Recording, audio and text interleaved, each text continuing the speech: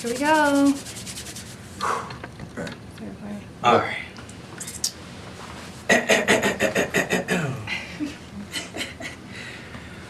Alright, what's going on, everybody? It's your man, Fredo.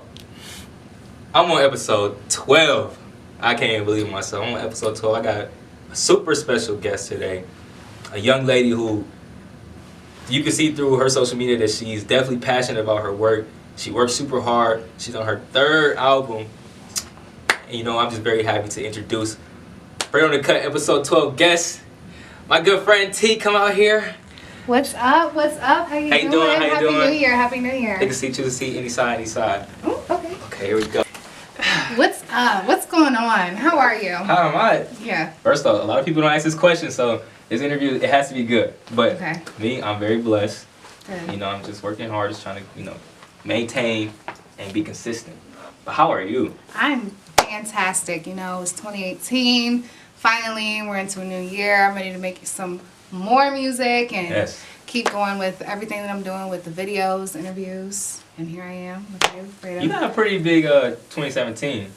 Yeah, it was pretty big. I got some videos out the way. I graduated from college, you know, all that good stuff. I finished my album and everything panned out how I wanted to pan out last year. And this year I'm trying to like go 20 times harder with that. 20 times harder? 20 times harder. So we expecting 2 albums this year? No.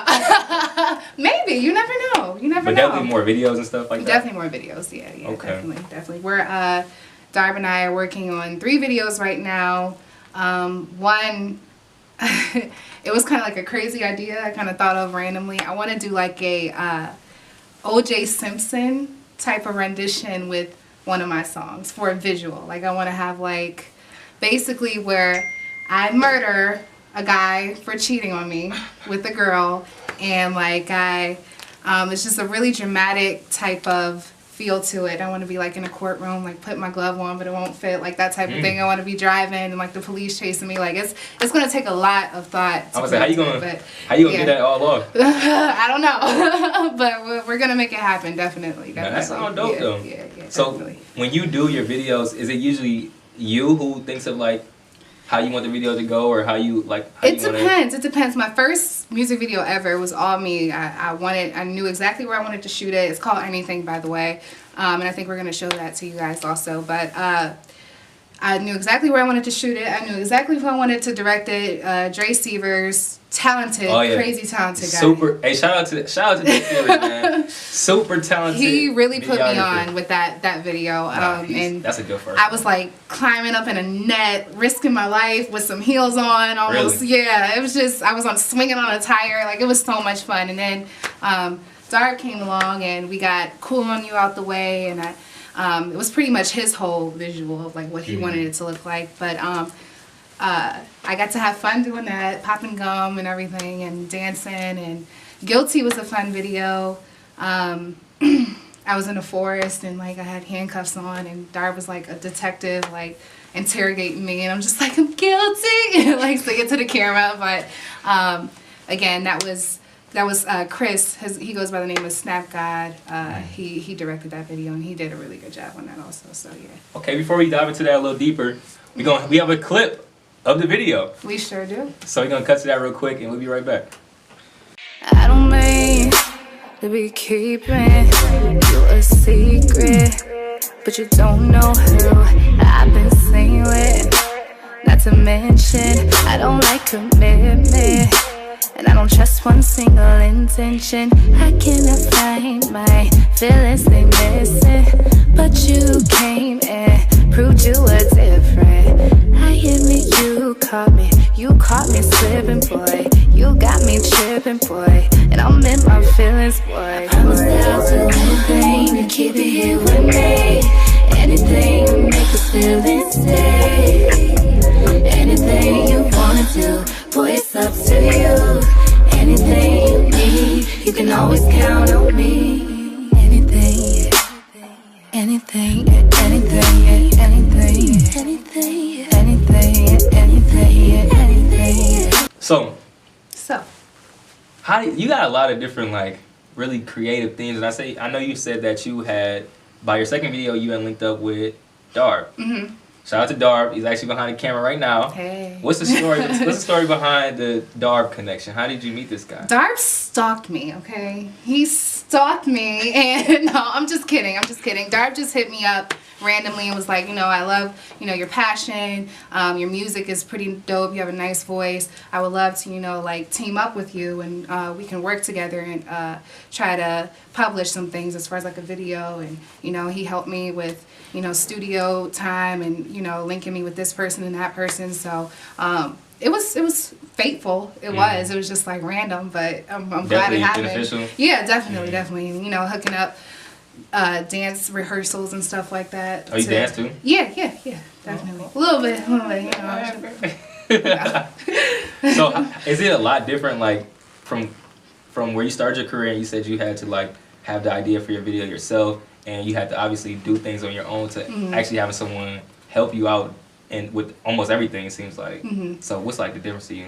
I don't really think it's much of a difference. Like me and Dar, we butt heads sometimes. I be like, no, Dar, it's not a good idea. And he'd be like, no, hear me out. So I mean, sometimes it's just a human nature type thing, I still want to be creative about what I have in mind, and he, has his talent with being, a videographer, and he wants to be creative of what he has. And it's just, I mean, I like it though. Like I like hearing his ideas, and I like implementing mine somewhere in between. So it's not just like just him or just me. It's just always like a collaborative effort. I mean, when you can mix two brains, you're definitely gonna be able to get some pretty good results. Right. Like.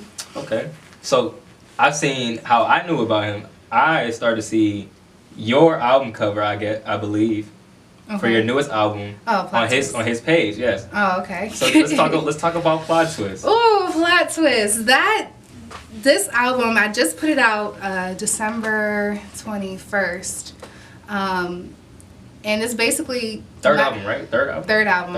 And it's basically my 2017 in a nutshell. I was like really into this guy I was dating, and he was like not really my type. Like normally I just date like the low-key guys.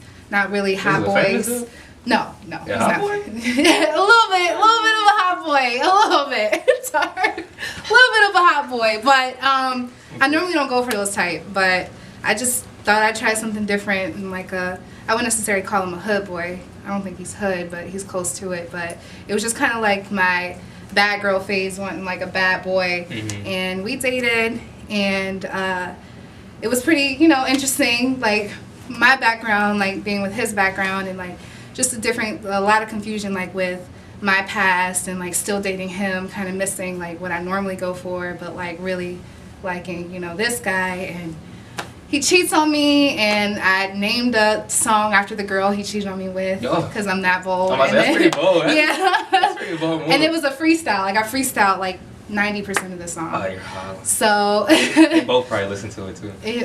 Who knows? But and then I kind of ended the album with a song dedicated, like, it's called Dear Mr. Houston, and it's like I'm writing like the song to him, and then I use like Aaliyah's 4-page letter as like the hook of like, I'm writing this to you. I'm sending him a 4-page letter. So yeah. Your idea? Yeah, definitely. Anything musical is like 100% my idea, unless it's with the feature. But if it's like me and it's my song, like it's all me. I'm really picky about what I write and what I sing about. I refuse to let anybody write for me. You can help me write, but you're not about to write for me. if you didn't go on this wild ride with the hot boy, what would the third album been about? Who knows? But I knew for a fact I wanted to name this album Plot Twist. I knew for a fact. But it was just like, I was kind of like waiting. I took my time with it, and I was waiting for like my plot twist. Like, it's not necessarily like I want to be called Plot Twist, but I kind of had like a different mind for it. I just wanted to be in the mind of like a bad girl perspective, but because like how my year ended up being and how I basically write everything I go through on paper, it was just kind of like, oh, I can make this a plot twist. And basically the whole album just tells a story, and I have no features on it except for my best friend. She's a comedian. She goes by the name of Jasmine Carter. Hey, Jazz. Wait, is that the girl? That's the girl who makes a funny video. Yeah. Oh, yeah, she has bangers. she narrates my album, and she's basically playing herself like as my friend. So like she's like, "Ooh, girl, you dating this hood boy? You better, you know." She said something like, "You can date him if you want to, but you might have to read the menu every time you go out to eat," and like all this other stuff. And with my Guilty song, she's like, "You out here being a piece of shit, and you know you sucking lying. How you over here cheating?" You know, it's like that type of stuff. And you know, like towards the end, she's just kind of like playing herself as my best friend. She's my only like extra voice on that album. Okay. Yeah. I like that. Thanks. So what was the inspiration behind the first 2 albums? Black Hummingbird. I used to work with this. That's first or second? First. Okay. I used to work with this producer. He goes by the name of Phoenix. He produced like every single one of those songs except one. And great artist. He sings and raps also. And I just think like I was growing a little bit more, and I wanted to kind of like venture off and do like other styles and just his style. And we kind of just parted ways. I mean, we're still cool, but that album was just kind of like me recording with him so much and taking all those songs and putting it into a project. Like it wasn't really thought out, but a lot of people really like that. Like I got like 15,000 like streams off of that album. Really? Yeah, to this day. And it was released I think like 2 or 3 years ago. But 95 is my least favorite album that came after. It's just... What years are these, by the way? Black Hummingbird was 2014, and 95 was 2016. 2016. Okay. And I just, 95 just, I feel like I could have did that album way better. And like I tell people I don't like that album, and they're like, "Why don't you like it?" Yeah, but I just like the quality, my writing was different. I was just at a weird time, I feel like. It just wasn't ready. So, and that was that. But I'm happy I put it out. I don't regret it, but I just feel like it could have been better. It was just basically like sharing my perspectives on different things. Okay. Nothing really too deep. So you definitely, do you feel like from first album to third now, do you feel like, how do you feel like you've grown as an artist? Definitely with writing and melodies, definitely. Vocal range, I definitely really been trying to like expand like my octaves as far as like vocally, because Octaves, like how high and low you can go? yeah, Okay. yeah. Because like the first album was more just like the same kind of comfort zone. Second album, it was just here and there like little seasonings of like highs and lows, and in this album just like I'm about to just go all in, yeah. do lows, sing low notes, sing high notes, sing loud notes, sing quiet notes, and it's just, that's why I feel like this album is my favorite. It's just more of a variety of what I can do, and not just, you know, trying to sound like what people want to hear. I just sounded like me, you know. So what are your inspirations? Like who are some artists that inspire you to be? That's like my favorite question to answer. Everybody. Even like people I don't like, I listen to, so I know what not to do. But like Beyonce, Bruno Mars, Shout out to Bruno, Usher, Whitney. I love Whitney Houston. Oh my god, I just melt every time I hear her. No homo. But who else? Faith Evans. Like I'm just more like a older type. I don't really listen to like these new R&B singers today. It's more just like people who are older. Well, aside from Bruno, I don't consider him like an older-ish singer, but even though his last album, it was kind of like that old school it was. He always has that feeling, which is why I feel like I attract myself to him more, because even though he's like a newer-ish type singer, he has that old sound. I think that's why I'm still like connected with him as an artist. Is there any like, I don't know personally, but like, well, I know of new R&B artists, but more on like the men's side, like kind of like Bryson type deal. Shout out to my dude Brent Fayez. But like female wise, I don't really know any like female new style female R&B artists. I mean, you got SZA. Oh yeah, true. I wouldn't consider Rihanna old, but I wouldn't consider her new. Is that R&B? I consider it R&B, but it's just like her style of R&B. I don't just say she's not like an R&B singer. I definitely think she's an R&B singer. It's just like she has a different, unique voice, and it just comes off a little different. Yeah. That's probably good. Yeah. That sounds good. That sounds legit. Yeah. But yeah, she's definitely another one that I like her delivery on a lot of her songs. So I forgot to mention her, but yeah. So how long have you been singing for? Because when we were before the interview, she hasn't stopped singing yet. She been singing on the quiet side. I heard rap a little bit, but she been singing. I can hear her. I'm like, oh, you really be singing? So I know this must be something that you really like. Yeah. Really enjoy. I've been singing since I was like 3, and like it's so funny. I tell this story to everybody. Everybody knows this story. Like Usher was probably one of my first like musical influences, and like I was like 3 years old singing 7 o'clock on the dot, I'm in my drop top. My mom was like, "You are way Big too young banger, to be singing that." Yeah. Big banger. She's like, "You are way too young to be singing that." And like as I grew older, and Alicia Keys is another one. And Alicia Keys was coming out. Everybody was like, "Tiara, come bring your piano in and come sing and play Fallin'." Oh yeah. Come sing Fallin', or come sing Woman's Worth. Like all like I was just like the family entertainment. And when you would do it in front of the whole family? Yeah. Oh, so you've been performing. Yeah, they'd be like, "You better sing, girl." Yeah. But you know how families be gassing little kids up, but yeah.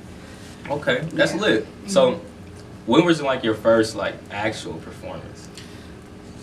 First actual performance, I would have to say, like, what do you mean by actual? Like, okay, like not in front of your family, like in front of new random I was like in the guests. 2nd grade. I sung a Cheetah Girl song, Cinderella. Oh. Yeah, I was like a youngin'. I remember we sung Cinderella, and I think the lyrics are like, when I was just a little girl, my mama used to tuck me in the bed, and she read me a story, and I had like a book stuck behind my shirt, and I took the book out and threw it when I sang it. In the crowd?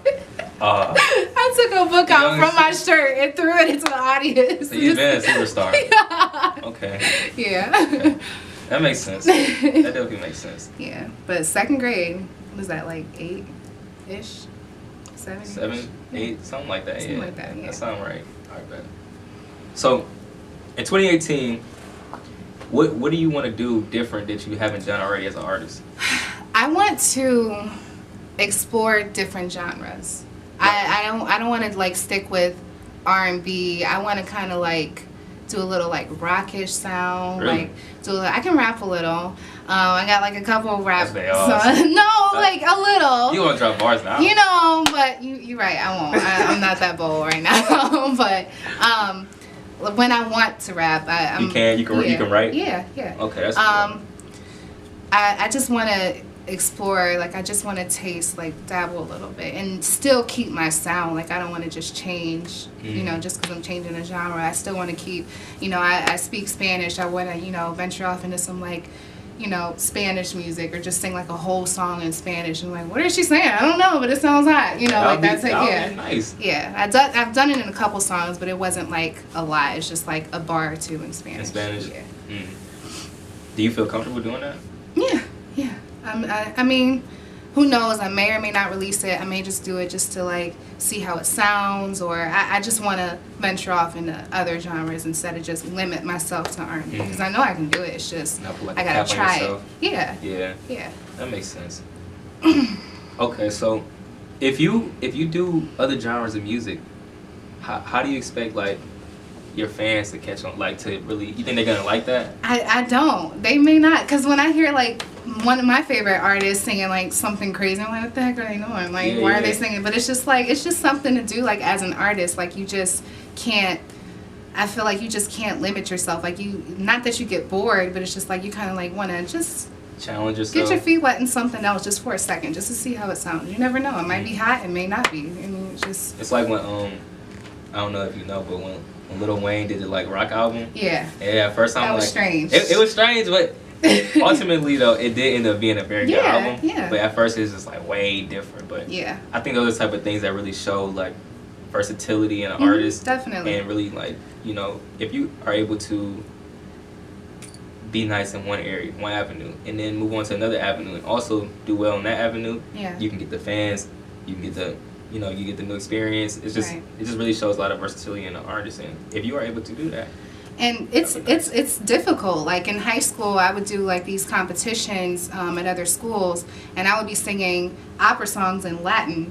And it's just like you have to like learn how to like dictate certain vowels, and like they look at how like, because you perform and it's just a piano, and they look at like how you elongate your vowels, if they're wide, if you spread your mouth when you sing, if you like keep your mouth up and down. It's just like so much. Like it's not as easy as it sounds, especially singing in a different language. It's like totally more complicated than people think. Because the words are different. The words are different and the vowels are different. So it's just like you, like, for example, in Spanish, it's instead of A-E-I-O-U, it's A-E-I-O-U. So it's just like if you just say the wrong vowel, it's like, what did she just say? Yeah, it might not even be a word. Yeah, it might not even make sense, you know? So, yeah. Okay. So I see that you do, in your videos, you seem pretty comfortable in front of the camera. Do you also do like any type of like acting? I did. Really? I did musical theater in high school. I was one of those weirdos in high school that was like on stage changing my accent and yeah. Oh, you can do that. You can go all the way. Yeah. I'm crazy once you get to know me.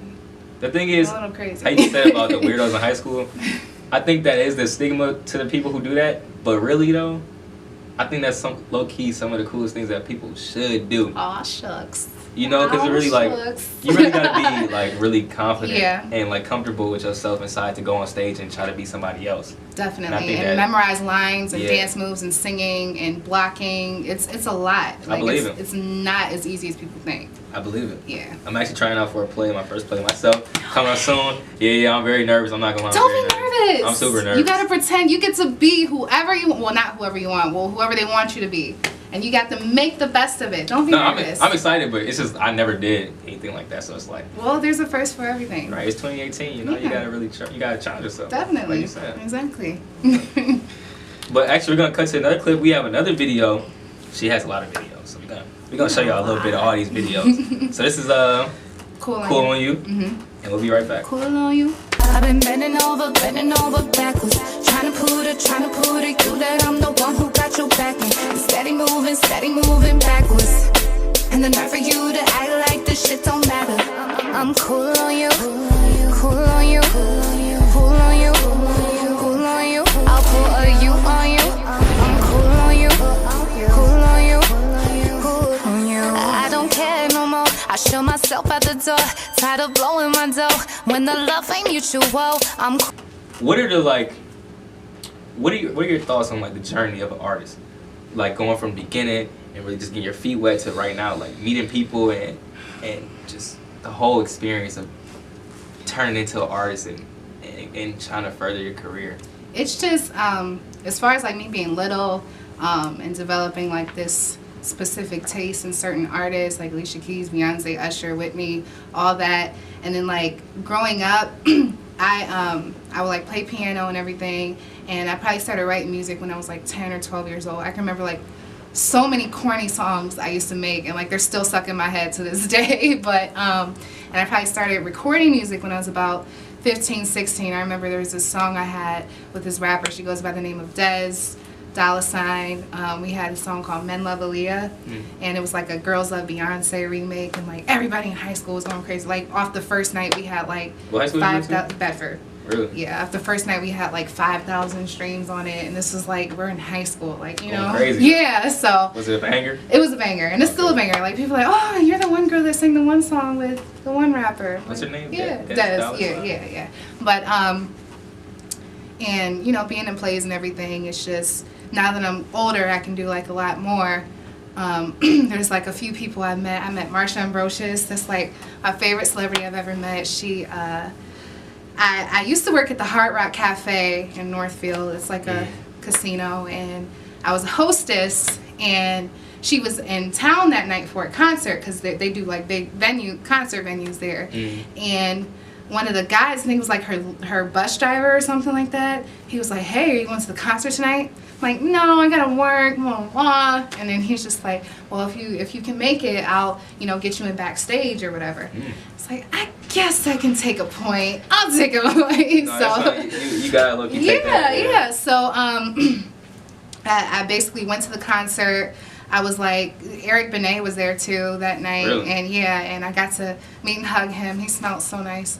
And then I met her, and like her pianist was like eyeing me backstage. I was the only person watching the whole show from backstage. And her pianist like kept eyeing me like, hey, what's up? What's good? You know, and I'm like, hey, what's up? And he mouthed to me. He was like, stay after the show. He mouthed that to me, and I was just like, okay. So he stayed, and he was like, yeah, we're gonna go to Applebee's up the street. You want to come with us? I'm like, is Marsha gonna be there? And he's like, yeah. And I'm like, yeah, let's go, let's do it. Of course. So I literally. Did you have to pay? No, he paid for everything, and I literally I sang to her. I sang one of her songs to her. Yeah, it was just nice. Like Marsha Ambrosius was sitting right across from me. That was like besides graduating from college, that has to be like my biggest memory of 2017.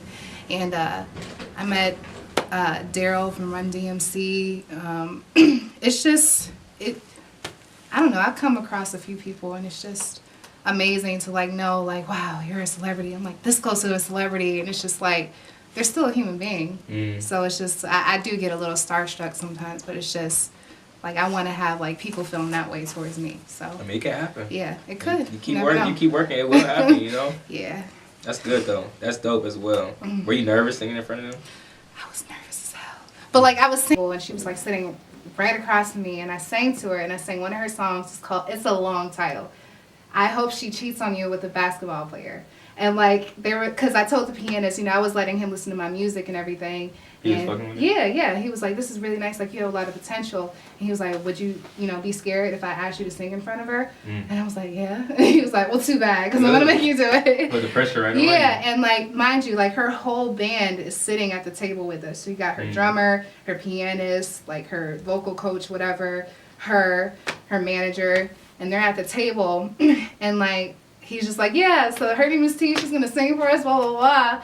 And I'm just sitting there like, let me get a couple more drinks in my system. So and I got you. Yeah. Hold on, but I did it anyway, and I sang her song. I hope she cheats on you with the basketball player. And as I'm singing, like it was just like High School Musical. Like the drummer started making this beat, like making the beat on the table, and like the pianist like took a fork and was like banging it against the plate, and they were like doing harmonies while I was doing it. I'm like, okay, like we just go sit. Everybody in the restaurant was looking at us like, what the hell is going on? Because like they didn't really know who she was, but they were just looking at us like, okay. But that was really exciting. Like my stomach was.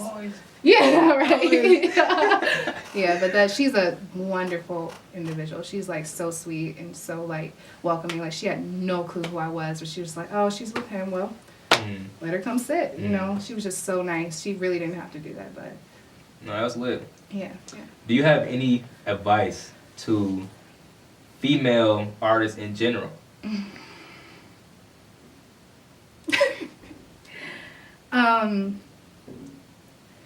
Female artists in general, it's very hard. Harder than being a male, you think?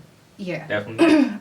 Cause like nobody really wants to listen to like, besides females, nobody wants to listen to like females pouring their heart out or like, things like that. It's like certain occasions that guys want to like listen to a girl singer, depending on like what type of music she sings. But it's hard to like grasp the attention, even if you do have like the look. It's hard for like to have people like really sit and listen to like what you have to say, how your sound is. Like I mean 2018, people want to hear 30 seconds of your song and click out. It's just like nobody wants to like sit and really digest what you have to say, like the instruments and everything. Okay, I'm getting off tangent right now, but the advice though is to keep going no matter what, keep going, and never let just with all these cases with like sexual harassments and everything, like never let someone trick you into going to a studio alone by yourself, or I want to do this photo shoot with you, but I want you to wear this. If you're not comfortable with it, like don't do it. I feel like it's just so hard as a female, like being a singer, and if you're a female and you have the look on top of that, and it's just like producers and like photographers and stuff like that want to take advantage of that, and like I can get you this, but you got to give me this, that type of thing. Or no, this will be really great exposure for you if you do this. If you're not comfortable with it, and that's not how your mom raised you, don't do it. Facts. Yeah. So. But speaking on what you said, I thought was really interesting. How you saying how people want to hear 30 seconds and they click out, right? Yeah. So how do you think can artists grasp the attention of listeners? What people's mindsets and attention spans being so low these days, lower than ever these days? I try to make like my first. That's why I'm really picky with the beats I use, because if I listen to a beat, you gotta smack immediately. If I listen to a beat and it's like it has to grow on me, I don't want it, But if I listen to a beat, I'm like, okay, Oh, like, Yeah, it gotta- oh, okay. You gotta get right to So it. that's like the number one thing, because people mostly listen to music for the beats and the melody of the Get artist. a vibe. Nobody cares what artists really have to say nowadays. Like, you have these talented artists just singing about BS, you know? Like, but if it's catchy and the beat is nice, people mess with it, you know? So that's one thing. It's just, it has to be the beat. And whatever first lines you have to say, your delivery has to be on point at least for the first 20 seconds and continue to go up, because people are just going to click out. And that's like, I hate that so much. Yeah. No, that's a big thing. Yeah. You gotta smack immediately. Like Yeah. you gotta really Quality, because like when artists send me, yeah, can you listen to this? And like, I listen to it and it sounds like they literally recorded it on their phone in their car going under a bridge. It's just like, really? Why would I wanna You really do think that? I'm about to listen to this whole thing? You know, that type of stuff. So, No, I feel you. yeah. I feel you. Yep. Okay. Is there anything in particular that you want your fans to know? Any upcoming events, upcoming shows, upcoming moves, anything, features, movie, anything? I don't know. I wish I was in a movie right now. Me too. As of now, I mean, besides plot twist, I kind of just like took like a mental kind of me break after like recording this album and going through what I went through all last year. But I mean, there's definitely going to be more singles coming up and everything. I'm not going to stop making music. I thought I was after this album. It took a lot out of you. No, it's just, I just really wanted to stop making music for a minute. Like, I even said that like a year or two ago, like, this is it. I'm not making any more music. And then like a month later, what you got for this studio time, Black? Let me, but, it's just when you love something and you have a passion for it, you can't say you're gonna quit. That's just like saying, yeah, I'm gonna stop breathing tomorrow. Like, Facts. who knows? I'll start breathing maybe again in October. You can't. Like, if you love it, then there's no way you can get away from it. True. Yeah. Can you tell them where they can find Plot Twist? You can find Plot Twist, man. You know what? You can find Plot Twist on SoundCloud, on Google Play, on Apple Music, on Spinrilla, on Spotify, hopefully Pandora once I get my SHIT together. You can find it if you just follow me at SweetHoneyT_ at SweetHoneyTEE_ on Twitter and Instagram. Yeah, you can find just Google it. Google me. There's no reason why a T. Willis song shouldn't be in your rotation after this interview. Definitely. Right? Facts. No opinions. Facts. This was episode 12, man. I just want to say thank you. Thank you for having me. This is a great interview. You're a really cool person. Oh, I have a funny story. I actually know T. Willis before tonight, and she doesn't remember. She put on Twitter that she was looking for a policeman to play a part in her video. A detective. A detective, yes. Yeah, a detective. So I called my mom and everything. I'm like, Mom, I need these beige pants. I'm about to be in the video. And she said she was giving me the green light and everything. Next thing you know, Darb, the man behind the camera tonight, took my spot. So fun fact. Yeah. But this is episode 12 with T. Willis. Thank you again for coming through. Thank you for having me. Make sure y'all tune in to episode 13. It's gonna be large. It's gonna be Huge. very large. Grande. Yes. Yes. Peace out, everybody.